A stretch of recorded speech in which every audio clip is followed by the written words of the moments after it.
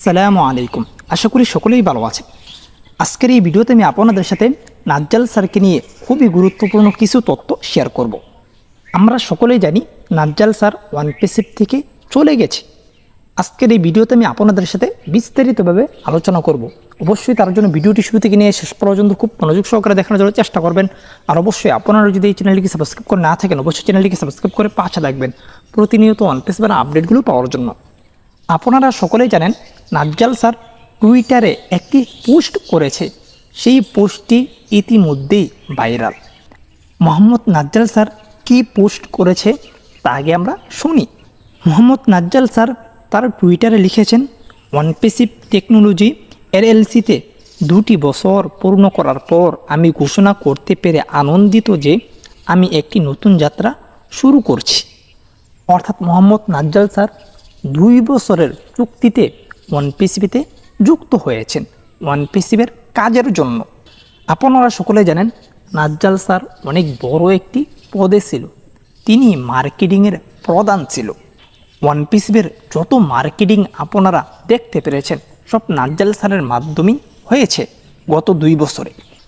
যাই হোক, ওয়ানপিসিপিতে 2 বছরের চুক্তি নিয়ে নাজ্জাল স্যার যুক্ত হয়েছিল, সেটা পূর্ণ হয়ে গেছে। যেহেতু ওয়ানপিসিপের সাথে তার চুক্তি 2 বছরের ছিল, সেক্ষেত্রে 2 বছর শেষ হওয়ার পর তার কাছে স্বাধীনতা চলে আসছে। অর্থাৎ সে চাইলে ওয়ানপিসিপিতে থাকতেও পারে অথবা চাইলে চলে যেতে পারে। তবে তার নিজের সিদ্ধান্ত ছিল সে ওয়ানপিসিপ থেকে চলে যাবে। দেখেন, এখানে অনেকেই প্রশ্ন করছেন যে নাজ্জাল স্যার কি নিজে পদত্যাগ করেছেন নাকি কোম্পানির পক্ষ থেকে তাকে পদত্যাগ করানো হয়েছে। এর উত্তর হচ্ছে নাজ্জাল স্যার নিজেই পদত্যাগ করেছেন। যাই হোক, নাজ্জাল স্যার নিজে পদত্যাগ করে অন্য একটি কোম্পানিতে যুক্ত হয়েছেন, যার নাম হচ্ছে মিডিয়াবুল এআই। তিনি বলছেন, মিডিয়াবুল এআই প্রভাবশালী বিপণন সমাধান তৈরি করার জন্য আমার আবেগ অনুসরণ করতে আমি প্রধান বিপণন কর্মকর্তার ভূমিকা থেকে সরে যাচ্ছি। অর্থাৎ আমি আপনাদের সাথে আগে যা শেয়ার করেছি তাই। অর্থাৎ তিনি মার্কেটিংয়ের প্রধান ছিল, সেখান থেকে তিনি সরে যাচ্ছে নিজেই। এসমোফার স্যার কিন্তু তাকে সরিয়ে দেয়নি, সে নিজের ইচ্ছায় সে সরে গেছে। তার মনে হয়েছে এটা থেকে ওইটা আমার জন্য বেটার, তারই ভিত্তিতে সে চলে গেছে। তারপর তিনি আরও লিখেছেন, তা হচ্ছে যে মিডিয়াবুল এআই আমরা শুধু একটি বিপণন সংস্থার চেয়েও বেশি কিছু। আমরা একটি পূর্ণ পরিষেবা বিপণন পাওয়ার হাউস, একটি বিশিষ্ট ওয়েব ডেভেলপমেন্ট অথরিটি এবং একটি আধুনিক মোবাইল অ্যাপ ডেভেলপমেন্ট বিশেষজ্ঞ। তারপর নাজ্জাল স্যার আরও লিখেছেন, তা হচ্ছে আমাদের পদ্ধতি কৌশলগত, সংগঠিত এবং সম্পূর্ণরূপে ক্লায়েন্ট কেন্দ্রিক, যার লক্ষ্য আপনার বিপণন বিনিয়োগ ব্যতিক্রমী রিটার্ন প্রদান করা। তারপর তিনি আরও লিখেছেন, তা হচ্ছে যে উত্তেজনাপূর্ণ অধ্যায় মিডিয়াবুল এআই আপনার সমর্থনের জন্য সবাইকে ধন্যবাদ এবং মিডিয়াবুল কিভাবে আপনার বিপণন কৌশলকে উন্নত করতে পারে সে সম্পর্কে আরও জানতে আমাদের সাথে যোগাযোগ করার জন্য আমি আপনাকে আমন্ত্রণ জানাচ্ছি। মোট কথা, নাজ্জাল স্যার ওয়ানপিসিপিতে নেই, ওয়ানপিসিপ থেকে সে পদত্যাগ করেছে। তবে নাজ্জাল স্যার এই পদত্যাগকে নিয়ে অনেকেই বিভ্রান্ত হয়ে যাচ্ছেন। অনেকেই বলছেন, তাহলে ওয়ানপিসিপ কি ফেক? নাজ্জাল স্যারের মতো লোক যদি পদত্যাগ করে তাহলে এটা কিভাবে সম্ভব? নাজ্জাল স্যার তো বিতর্কত অবস্থা জানতো, তাহলে কি নাজ্জাল স্যার এইসব বিতর্কত অবস্থা জেনে কেটে পড়েছেন? এইসব মন গড়া কথা অনেকেই বলছেন। যাই হোক, দেখেন, একটা কোম্পানিতে লোক ছাঁটাই হবে আবার যুক্ত হবে, এইটাই কিন্তু সিস্টেম। আপনি গুগল বলেন, ফেসবুক বলেন, টুইটার বলেন, সব স্থান থেকে কিন্তু লোক ছাঁটাই হয়, তারপর আবার পুনরায় যুক্ত করা হয়, এইটাই কিন্তু সিস্টেম। আর নাজ্জাল স্যারের চুক্তি ছিল ওয়ানপিসিপের সাথে 2 বছরের, সে এটা পূর্ণ করে চলে গেছে। তার মনে হয়েছে লাইফ এখানে সেটেল হবে না, তার মন মতো হয়নি, সে চলে গেছে। এটার থেকে বর্তমানে সে যেখানে যুক্ত হয়েছে ওইটাকে তার জন্য বেটার মনে হয়েছে, সেক্ষেত্রে সে ওইখানে যুক্ত হয়েছে। এখানে এই নাজ্জাল স্যার চলে যাওয়ার বিষয়টাকে টেনে নিয়ে ওয়ানপিসিপ ফেক এমনটা বলা যাবে না, কারণ ওয়ানপিসিপ একটি রিয়েল কোম্পানি। ওয়ানপিসিপের মতো কাজ করছে।